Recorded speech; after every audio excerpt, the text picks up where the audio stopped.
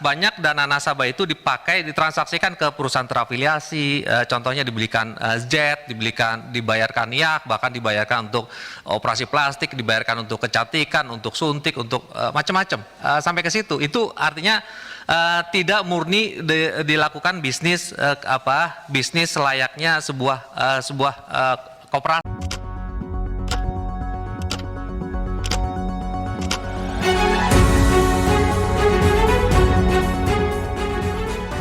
Kasus Indosuria, Pak. Banyak sekali aduan dari korban masyarakat mendesak untuk mengungkapkan kasus tersebut.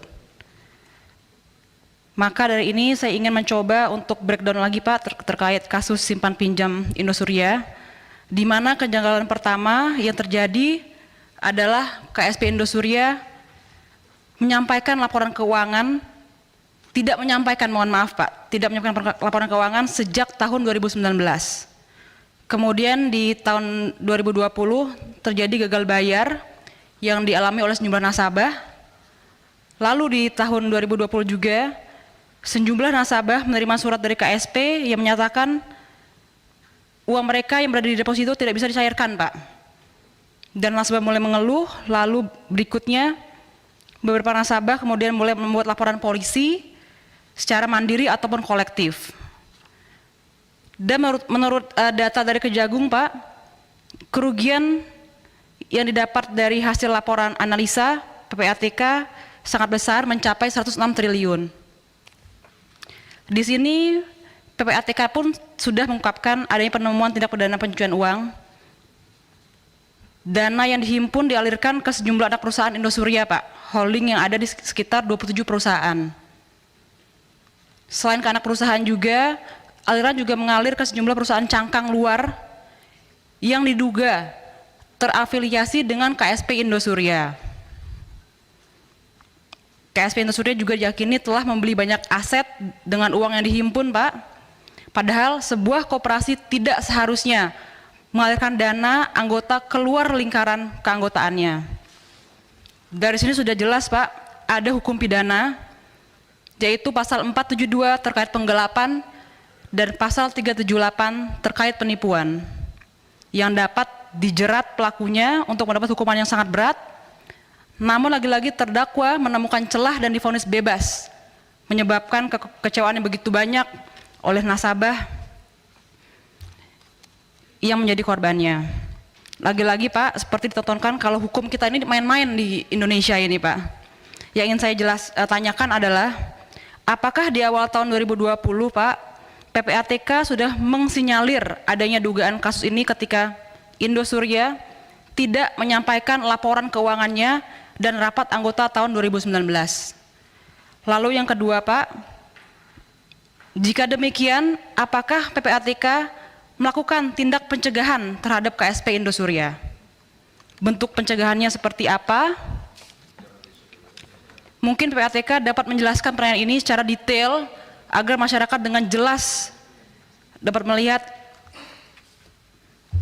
gamblangnya kasus ini. Karena jujur saja, Pak, para korban sudah sangat geram sekali nih, Pak, karena begitu banyak korban-korban, mungkin juga banyak sekali di sini yang sudah menjadi korbannya. Saya ingin penjelasan dari PPATK untuk menjelaskan kasus ini. Terima kasih, pimpinan. Wassalamualaikum warahmatullahi wabarakatuh.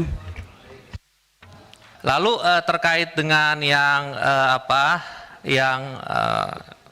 ini boleh sebut nama ya, karena ditanyakan Indosuria gitu ya. Terkait dengan Indosuria, ya kita sudah dari awal intensif terkait dengan Indosuria.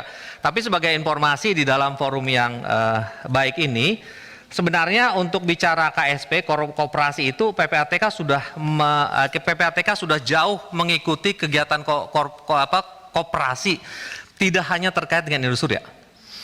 Jadi bisa saya sampaikan PPATK sudah memiliki 21 hasil analisis atau informasi terkait dengan 11 kasus terkait dengan korupsi, tidak hanya Indosuria.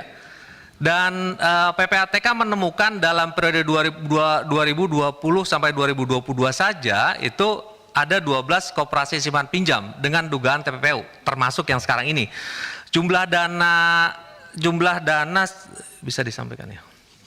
Jumlah dana secara keseluruhan melebihi 500 triliun kalau bicara kasus yang pernah ditangani oleh koperasi. Nah, Indosuria sendiri memang masif kita sampaikan kepada kepada kejaksaan. Kami sudah beberapa kali mengirimkan hasil analisis kepada kejaksaan terkait dengan kasus Indosuria. Artinya dari perspektif PPATK memang terjadi pencucian uang. Angkanya memang luar biasa besar. Kita menemukan dari satu bank saja ada nasabah itu sekitar 40.000 nasabah dari satu bank saja. Kita punya sekian puluh bank atau sekian belas bank. Dan jika ditanyakan apakah ada aliran ke luar negeri, ya PPATK mengikuti aliran ke luar negeri. Tapi ini memang alirannya sebenarnya sederhana. Ini skemanya sebenarnya skema Ponzi. Secara keseluruhan saya sampaikan juga ke Pak Menteri Koperasi, kepada Pak Teten, koperasi KSP ini skemanya ada skema Ponzi. Dia hanya menunggu masuknya modal baru. Ya, dia hanya menunggu masuknya modal baru karena banyak dana nasabah itu ditransaksikan ke perusahaan terafiliasi, contohnya dibelikan jet, dibayarkan yak, bahkan dibayarkan untuk operasi plastik, dibayarkan untuk kecantikan, untuk suntik, untuk macam-macam sampai ke situ. Itu artinya tidak murni dilakukan bisnis bisnis layaknya sebuah koperasi. Tapi sekali lagi PPATK sendiri saya ulangi sudah memiliki 21 hasil analisis. 21 analisis terkait dengan 12 koperasi simpan pinjam. Salah satunya adalah yang Ibu sampaikan tadi. Dan itu bisa kita konfirmasi dan memang kita terus untuk mengikuti perkembangan ini dan bagaimana melindungi kegiatan masyarakat. Lalu kemudian bagaimana upaya preventifnya? Kami sudah melakukan kerjasama dengan Kementerian Sosial, kami sudah melakukan kerjasama dengan Kementerian Koperasi, kami juga sudah secara agresif melakukan penghentian transaksi. Jadi kita dalam proses analisis pun sudah kita mulai hentikan transaksi-transaksi untuk menghindari kerugian masyarakat lebih besar.